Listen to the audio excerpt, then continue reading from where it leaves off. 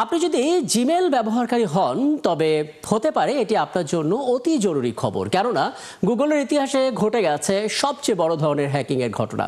আর এতে ঝুঁকিতে পড়েছেন পৃথিবীব্যাপী প্রায় 250 কোটি জিমেল ব্যবহারকারী।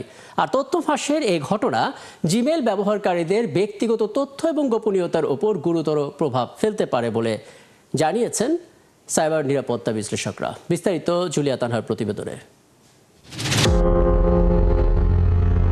এক কর্মীকে বিভ্রান্ত করে সেলসফোর্স ক্লাউড প্ল্যাটফর্মে প্রবেশ করে হ্যাকার গ্রুপ।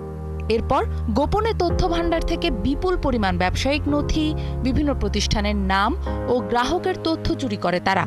চুরি করা তথ্য কাজে লাগিয়ে জিমেইল ব্যবহারকারীদের কাছে এই প্রতিষ্ঠানেরই কর্মী পরিচয়ে ভুয়া ইমেইল পাঠানোর পাশাপাশি ফোন কল করে লগইন তথ্য বা নিরাপত্তা কোড সংগ্রহ করে হ্যাকাররা। এমনই এক ভয়াবহ সাইবার হ্যাকিংয়ের ঘটনা ঘটেছে টেক জায়ান্ট প্রতিষ্ঠান গুগলের সাথে।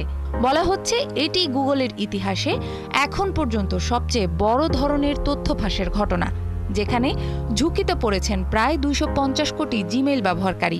তথ্য ফাঁসের এই ঘটনা জিমেইল ব্যবহারকারীদের ব্যক্তিগত তথ্য ও গোপনীয়তার উপর গুরুতর প্রভাব ফেলতে পারে।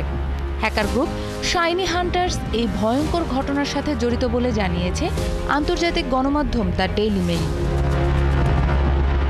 সামাজিক যোগাযোগ মাধ্যমে অনেক জিমেইল ব্যবহারকারী জানিয়েছেন যুক্তরাষ্ট্রের 650 এরিয়া কোড ব্যবহার করে প্রতারকেরা ফোন কল করছে এবং পাসওয়ার্ড রিসেট করতে চাপ দিচ্ছে। ফলে অনেক ব্যবহারকারী অ্যাকাউন্ট হারাচ্ছেন বা ব্যক্তিগত তথ্য চুরির শিকার হচ্ছেন। এই ঘটনায় গুগলের সাইবার নিরাপত্তা নিয়েও প্রশ্ন উঠেছে। এই ঘটনায় সাইবার নিরাপত্তা বিশ্লেষকরা জিমেইল ব্যবহারকারীদের পাসওয়ার্ড পরিবর্তন ও শক্তিশালী করা, সিকিউরিটি চেকআপ চালু করা, অ্যাডভান্স প্রোটেকশন প্রোগ্রাম ব্যবহার করা এবং সম্ভব হলে পাসওয়ার্ডের পরিবর্তে পাসকি ব্যবহার করার উপর জোর দিয়েছেন। এদিকে গুগল জানিয়েছে তথ্য ভান্ডারে থাকা বিভিন্ন তথ্য চুরি হলেও ব্যবহারকারীদের পাসওয়ার্ড নিরাপদে রয়েছে। তবে কতজন ব্যবহারকারী এ ঘটনায় ক্ষতিগ্রস্ত হয়েছেন তা প্রকাশ করেনি গুগল। জুলিয়া তানহা, ৭১।